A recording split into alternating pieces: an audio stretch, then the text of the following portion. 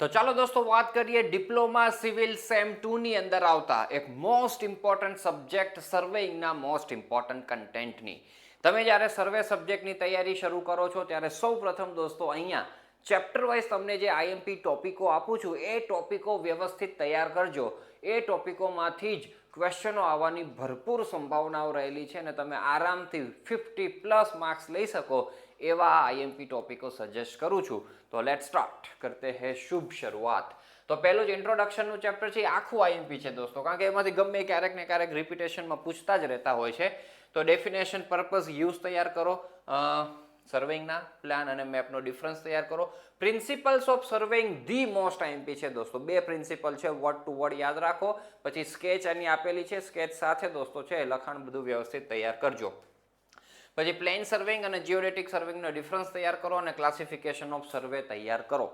એના પછી દોસ્તો ચેપ્ટર 2 ની અંદર સ્કેલની ડેફિનેશન જ તૈયાર કરવાની છે અને એના 4 ટાઈપ્સ આપણને આપેલા છે, એના ખાલી નામ યાદ રાખો, બીજું કાંઈ તૈયાર કરવાનું થાય નહીં.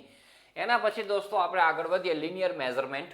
તો લિનિયર મેઝરમેન્ટની અંદર ઇન્સ્ટ્રુમેન્ટ ફોર ચેઇનિંગ એના લિસ્ટ આપેલું છે, તો બધા જ ઇન્સ્ટ્રુમેન્ટના નામ યાદ રાખો. ડિટેલની અંદર તમારે છે ને ચેઇન્સ તૈયાર કરવાની છે.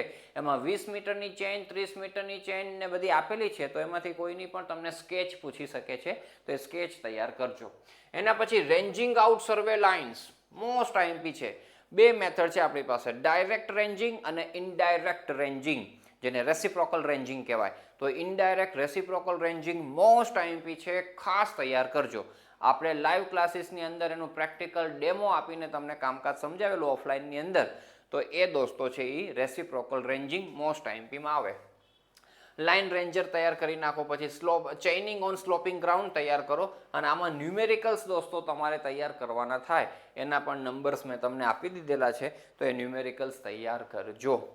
પછી એરિયા ફાઇન્ડ કરવાનું જે કામકાજ છે દોસ્તો, સિમ્પસન્સ મેથડથી કામકાજ કરવાનું આવે છે, તો એ પણ થિયોરિટિકલી પણ તમને પૂછી શકે કે ભાઈ એરિયા ફાઇન્ડ કરવાની અલગ અલગ મેથડોના નામ લખો.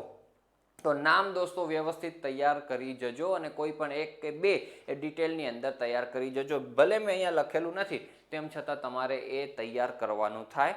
આઈએમપીની અંદર એ વસ્તુ આવશે, આ ધ્યાનમાં રાખજો. અને એના ન્યુમેરિકલ્સ પણ બહુ ઇઝી છે. ચાલો, એના પછી દોસ્તો આ કંપાસ સર્વે આવે છે. હવે આખા સર્વેની અંદર દોસ્તો ટોપ પ્રાયોરિટીની અંદર જે ચેપ્ટરો પહેલાં તૈયાર કરાય ને એમાં આ ચેપ્ટર આવે, કંપાસ સર્વે આવે અને લેવલિંગ વાળું ચેપ્ટર આવે.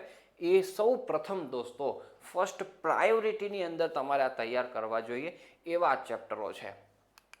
તો કંપાસ સર્વેની અંદર એના ટોપિકો આપેલા છે. ટ્રાવર્સ સર્વે તૈયાર કરો, ટેમ્પરરી એડજસ્ટમેન્ટ ઓફ પ્રિઝમેટિક કંપાસ, પછી પ્રિઝમેટિક અને સર્વેર કંપાસનું કમ્પેરિઝન મોસ્ટ આઈએમપી છે.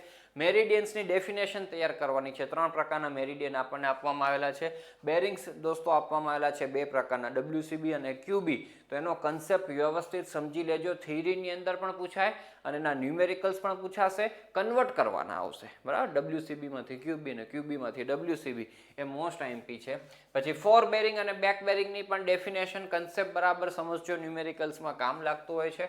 પછી નાના નાના ટોપિકો છે, એમાં magnetic declination, dip of magnetic needle, local attraction, error in compass survey, closing error, અને આના ન્યુમેરિકલ્સ હોવાના અને હોવાના જ છે. ઇન્ક્લુડેડ એંગલ ફાઇન્ડ કરવાના ન્યુમેરિકલ્સ. કા પછી તમને પહેલાં જે રીડિંગ્સ લીધેલા એ ખોટા લેવાઈ ગયા હોય લોકલ એટ્રેક્શનથી, તો રીડિંગ પહેલાં કરેક્ટ કરો અને પછી પાછા ઇન્ક્લુડેડ એંગલ ફાઇન્ડ કરો. એ ન્યુમેરિકલ હોવાના જ છે દોસ્તો, એટલે ખાસ તૈયાર કરજો.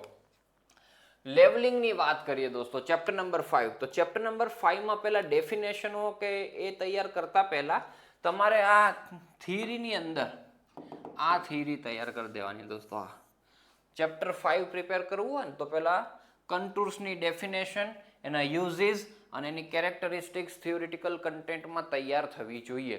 એના પછી દોસ્તો તમારે એના ન્યુમેરિકલ્સ તૈયાર કરાય. ન્યુમેરિકલ્સની અંદર યાદ છે ને RL ફાઇન્ડ કરવાના ન્યુમેરિકલ્સ છે, જે 2 મેથડથી થાય છે, રાઇઝ એન્ડ ફોલ મેથડ, બીજી છે HI, height of instrument method. તો આ 2 મેથડ બંને આવડવી જોઈએ, કારણ કે ગમે તેનાથી પૂછી શકે છે, નામ આપીને પૂછી શકશે. એટલે પહેલી દોસ્તો કન્ટ્રોલની થિયરી બધી તૈયાર કરી નાખો. એના પછી રાઇઝ ફોલ અને HI મેથડથી ન્યુમેરિકલ્સ તૈયાર કરી નાખો. એ તૈયાર થઈ જાય એના પછી તમારે દોસ્તો આ થિયરીઓ તૈયાર કરવાની. સમજ્યા? આ રીતના ચેપ્ટરો તૈયાર કરાય, આ સ્ટ્રેટેજી સાથે કામ કરાય. તો એમાં લેવલિંગની ડેફિનેશન, પછી બેઝિક ડેફિનેશનમાં રિડ્યુસ લેવલ, બેન્ચમાર્ક અને ડેટમ, ટાઈપ્સ ઓફ લેવલ 7 દોસ્તો નામ યાદ રાખી લો, બરાબર. ડમ્પી લેવલ ક્યારેક પૂછતા હોય છે ડિટેલમાં, ફાવે તો કરજો, બાકી જવા દેજો. લેવલિંગ સ્ટાફ દોસ્તો તૈયાર કરી નાખજો કેટલા પ્રકારના છે એ. ટર્મ્સ યુઝડ ઇન લેવલિંગમાં બધી નાની મોટી ડેફિનેશનો આપવામાં આવેલી છે, વ્યવસ્થિત તૈયાર કરાય. પછી difference, internal focusing, external focusing, telescope, temporary adjustment of level, methods of levelling, 10 અલગ અલગ મેથડો છે, એમાંથી કોઈ પણ 2-3 મેથડો ડિટેલની અંદર વ્યવસ્થિત તૈયાર કરી જવાય. એના પછી દોસ્તો HI અને રાઇસફોલ મેથડનો ડિફરન્સ છે. કરેક્શન ફોર કર્વેચર ફોર અર્થ અને રિફ્રેક્શન, CC અને CR ના ફોર્મ્યુલાઓ છે એની અંદર. એના ન્યુમેરિકલ્સ ક્યારેક પૂછાય તો લોલીપોપ છે, લાઈવ ક્લાસની અંદર આપણે કરાવેલા છે. ઓકે. અને પછી errors in levelling and its elimination. તો આવી રીતના દોસ્તો છેલ્લે થિયરીઓ કરાય. આનો ન્યુમેરિકલ્સ HI અથવા રાઇસફોલ મેથડનો હશે 7 માર્ક્સની અંદર એનો ન્યુમેરિકલ્સ હશે, બરાબર. હવે એ ન્યુમેરિકલ્સ તમારે દોસ્તો આપણે લાઈવ સેશન રાખીને કરવા હોય તો ચેટ બોક્સની અંદર, એટલે કે કોમેન્ટ બોક્સની અંદર મને જણાવજો, મેસેજ કરજો, ગમે તે રીતના મને ખબર પડે એવી રીતના કે તમને ભાઈ એની રિક્વાયરમેન્ટ છે, તો હું તમને દોસ્તો એ કરાવીશ. ઓકે. પ્લેન ટેબલ સર્વેઇંગની વાત કરીએ દોસ્તો, તો equipments used in plane table, બધા ઇક્વિપમેન્ટના નામ યાદ રાખો અને એ ઇક્વિપમેન્ટના યુઝિસ શું છે એ ટેબલ બનાવીને સરસ આપેલું છે તમને, તો એ ટેબલ વ્યવસ્થિત તૈયાર કરી દેવાય.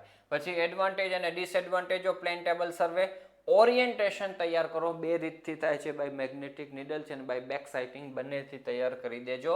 અને મેથડ્સ ઓફ પ્લેન ટેબલિંગ, એમાં 4 મેથડો છે, નામ બધા યાદ રખાય. ડિટેલની અંદર કોઈ પણ 2 તૈયાર કરી દેવાય એટલે વાત થાય પૂરી.